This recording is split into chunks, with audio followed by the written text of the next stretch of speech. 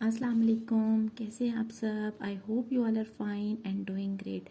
आज एक बहुत ही स्पेशल वीडियो मैं लेकर आई हूँ। आई होप आप सबको बहुत पसंद आएगी। आज मैं आपसे सबसे अपनी स्किन केयर शेयर करने वाली हूँ। सबसे पहले फेस वॉश की बात करते हैं।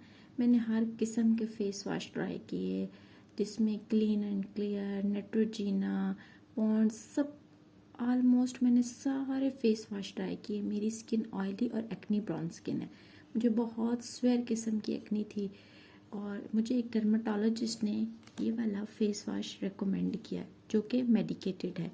इसको यूज़ करने के बाद तो आप ये सोचें कि गेम ही चेंज होगी। मेरा फेस इतना क्लियर होगा कि मुझे कभी भी बम्स भी नहीं बनते, ना कोई एक्नी आती है फेस पे, कभी एक पिंपल भी नहीं बना। अगर आए भी तो वो भी इस वजह से आता है जब मैं इस फेस वॉश को यूज़ करना बिल्कुल स्किप कर देती हूँ। ये फेस वॉश बहुत अच्छा है। आप सब जिनको बहुत स्वेयर एक्नी है, आप एक दफ़ा इस फेस वॉश को लाजमी यूज़ करें। आपको एक्नी को क्लियर करने में बहुत ही हेल्पफुल होगा। ये फेस वॉश एक्नीज का है। इसमें विटामिन सी, विटामिन ई है। इससे ये होता है कि आपकी स्किन भी इवन टोन होती है। मुझे इसको यूज़ करते 2 इयर्स हो चुके हैं, तो मुझे इसके बहुत ही अच्छे रिजल्ट्स मिले। हम चलते हैं सेकंड स्टेप की तरफ। वैसे मैं डेली बेसिस पे स्क्रब बिल्कुल भी यूज़ नहीं करती। अगर आप स्क्रब यूज़ करना चाहते हैं तो ST आइवीज का स्क्रब बहुत अच्छा होता है, लेकिन एप्रिकॉट ST आइवीज का स्क्रब बहुत ही अच्छा है। उससे हमारी डेड स्किन के सेल्स जो होते हैं वो बहुत अच्छी तरह रिमूव होते हैं। मेरे पास यहाँ पे वो बिल्कुल ख़त्म हुआ है। मैंने न्यू बाय नहीं किया क्योंकि इस फेस वॉश ने मुझे इतने ज़्यादा अच्छे रिजल्ट्स दिए हैं कि मेरी स्किन में कभी भी बम्प्स नहीं बनते, ना वाइट ना ब्लैक्स। तो इस वजह से मुझे कभी फील नहीं हुआ कि मुझे स्क्रब की ज़रूरत है। अगर आप लोगों की बहुत ही इवन टोन स्किन है तो आप ST आइवीज का एप्रिकॉट का स्क्रब यूज़ कर सकते हैं। मैं यहाँ पे पिक्चर अटैच कर देती हूँ। वो बहुत ही अच्छा स्क्रब है, बहुत ही अच्छा। इसके बाद हम चलते हैं। यहाँ पे स्क्रब करने के बाद हमारा जो नेक्स्ट स्टेप होता है वो होता है मॉइस्चराइज़र। हमें मॉइस्चराइज़र कौन सा यूज़ करना चाहिए। आजकल जो मेरी स्किन केयर में मॉइस्चराइज़र है वो सीरावी का है, जो कि मुझे बहुत ही पसंद आया है, बहुत अच्छा है। इस नेट्रोजीना का हाइड्रा बूस्ट वाटर जेल वो भी बहुत अच्छी है। समर के लिए मेरे ख्याल में उसको यूज़ करना चाहिए, नेट्रोजीना हाइड्रा बूस्ट वाटर जेल को। वो बहुत ही अच्छे रिजल्ट्स देती है। यहाँ पे मेरी वो जेल ख़त्म हुई है तो आजकल मैं ये सीरावी का मॉइस्चराइजिंग लोशन यूज़ कर रही हूँ। ये भी बहुत ही अच्छा है। इसको लगाने के बाद बिल्कुल भी ग्रीसी या चिप हमें महसूस नहीं होती। तो आप इसको भी अपने एक दफ़ा आप किसी भी प्रोडक्ट पे अच्छा इन्वेस्ट करते हैं तो आपको वो अच्छे रिजल्ट्स भी ज़रूर देती है। आप ये वाला अगर एक सीरावी का मॉइस्चराइजिंग लोशन ले लेते हैं तो ये ऑलमोस्ट 6 to 7 मंथ आराम से निकाल जाता है। आप इसको मॉर्निंग में भी और अपने नाइट की स्किन केयर में भी यूज़ कर सकते हैं। ये बहुत ही अच्छा है। ऑयली स्किन के लिए भी ये बहुत ही अच्छा रिजल्ट रहते हैं इसके। इस मॉइस्चराइज़र को लगाने के बाद बिल्कुल भी स्किन पे ऑयल नज़र नहीं आता और ना ही आपकी स्किन ऑयली फील होती है कि जिसकी वजह से आपको दोबारा से पिंपल्स बन जाएं। अब हम चलते हैं अपने नेक्स्ट स्टेप की तरफ, वो है सीरम। सीरम हमें कौन सा यूज़ करना चाहिए। मैंने सीरम्स भी बहुत ज़्यादा यूज़ किए। अब बॉटल्स जैसे जैसे मेरी ख़त्म होती थी मैं फेंक देती थी, लेकिन मुझे कभी भी कोई सीरम इतना अच्छा नहीं लगा कि जिससे मेरी स्किन बहुत ही ब्राइट या ग्लो करती हो। तो यहाँ पे मैंने ऑर्डिनरी का अल्फ़ा एर्बुटीन यूज़ किया, जिसने तो मेरी स्किन की गेम ही चेंज कर दी। अल्फ़ा एर्बुटीन एंड नाइसिनामाइड, इन दोनों को मैंने अपनी स्किन केयर का हिस्सा बनाया। तो ये बहुत ही अच्छे रिजल्ट से ऑर्डिनरी की तमाम प्रोडक्ट्स बहुत ही अच्छी हैं। इन सीरम्स को यूज़ करने के बाद मेरी स्किन पे बहुत ज़्यादा ग्लो आया, बहुत ज़्यादा फेयर स्किन हुई। मेरी स्किन पे जितने भी स्पॉट्स थे एक्नी के वो बिल्कुल ख़त्म हो गए। 90% ख़त्म हो गए, 90 to 95% ख़त्म हो गए। और ये जो नाइसिनामाइड है ये सीरम तो वाकई में, यहाँ पे आप देख सकते हैं कि ये मेरी बॉटल्स बिल्कुल ही ख़त्म है। अभी मैंने ये न्यू ऑर्डर की हुई हैं लेकिन मुझे अभी रिसीव नहीं हुई। अगर मैं इसका रिव्यू दूँ तो 10/10 बहुत ही अच्छा है। फिर उसके बाद बहुत सी व्लॉगर्स ने बताना शुरू कर दिया कि ऑर्गेनिक ट्रैवलर का विटामिन सी सीरम बहुत ही अच्छा है, तो मैंने भी ऑर्डर कर दिया।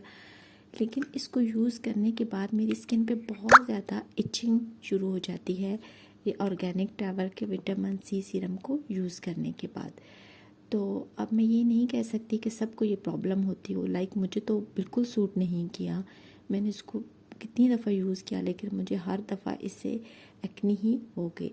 और आप ये देख सकते हैं कि ये 1 मंथ के बाद इसका कलर बहुत ही येलो हो गया। मैं आपको दूर से दिखाती हूँ, ये देख सकते हैं कि इसका इस तरह का, जब ये आया तो बहुत ही वाइट सा था, उसके बाद इसने अपना कलर ही चेंज कर लिया। हालांकि मैंने ये उनकी ओरिजिनल वेबसाइट से ऑर्डर किया था, तो मुझे तो इसका रिज़ल्ट बिल्कुल भी पसंद नहीं आया।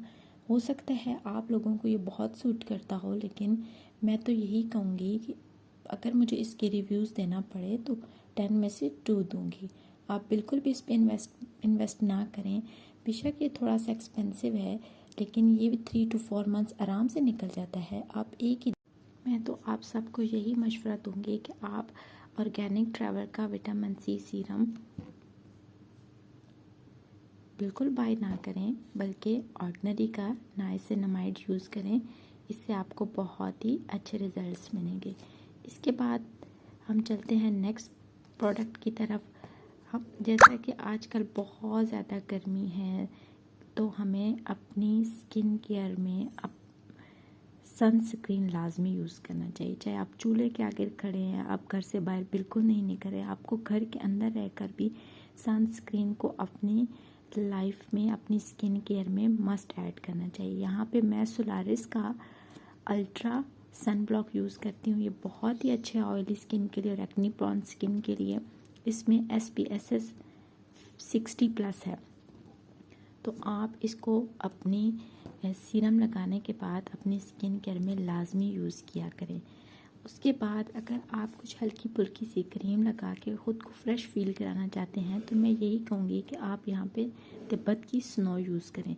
आप जितनी ज़्यादा क्रीम्स की तरफ जाएंगे, इससे ये होता है कि आपकी स्किन की जो लेयर होती है वो इतनी ही पतली होती जाती है, आपकी स्किन डैमेज होती जाती है। आजकल जो बाज़ार में Faiza, Golden Pearl beauty creams, इससे ये होता है कि वक्ती तौर पे तो हमें बहुत अच्छे रिज़ल्ट्स मिलते हैं, हमारी स्किन बहुत ही फेयर हो जाती है, लेकिन उसके बाद आहिस्ता आहिस्ता हमारी स्किन बहुत ही ख़राब होती चली जाती है। तो आप चाहें तो इसको स्किप भी कर सकते हैं, लेकिन अगर आप ख़ुद को फिर भी कुछ अच्छा फील कराना चाहते हैं तो फेयर एंड लवली या तिब्बत की स्नो यूज़ कर सकते हैं। लिटरली मुझे तो बिल्कुल फेयर एंड लवली ये वाली क्रीम भी सूट नहीं करती, मुझे छोटी छोटी सी एक्नी आ जाती है, इसीलिए मैं इतनी ज़्यादा यूज़ नहीं करती। But sometimes I use this Tibet snow. हाँ, अगर आपको कोई पिंपल बनता है तो आप उसके ऊपर, ऐसे तो बहुत सी पिंपल्स वाली क्रीम्स होती हैं, उसको भी लगा सकते हैं, लेकिन अगर आपके पास बॉडी शॉप का टी ट्री ऑयल है तो आप अपनी फिंगर पे लेके इस तरह अपने दाने पे टैप कर दें, तो इससे भी ये होता है कि दाना बिल्कुल वहीं पे जल जाता है। उसके बाद चलते हैं हम नेक्स्ट प्रोडक्ट की तरफ, जो कि ऑर्डिनरी का AHA पीलिंग सोल्यूशन। ये बहुत ही अच्छा है, ये बिल्कुल एक फेशियल का काम करता है। इसको जस्ट 10 मिनट्स फेस पे लगाने के बाद आप ठंडे पानी के साथ अपने फेस को वॉश करते हैं और इसको वीक में सिर्फ एक दफ़ा यूज़ कर सकते हैं। इसको यूज़ करने के बाद थोड़ी सी स्किन पे इचिंग होती है, लेकिन बाद में हमारी स्किन बहुत ही सॉफ्ट और क्लियर नज़र आती है। नेक्स्ट स्टेप की तरफ कि हमें वीक में कोई एक मास्क लाजमी यूज़ करना चाहिए। वैसे तो हमें चाहिए कि हम होममेड मास्क यूज़ करें। हर घर में योगर्ट या मलाई के रिज़ल्ट हैं वो तो कमाल के हैं, उसको यूज़ कर सकते हैं थोड़ा सा लेमन और हल्दी डाल के। लेकिन फिर भी अगर आप, कुछ लोगों को ये होता है कि मलाई से भी पिंपल्स निकल आते हैं या योगर्ट वगैरह फेस पे लगाने से, तो उनके लिए यहाँ पे फ्री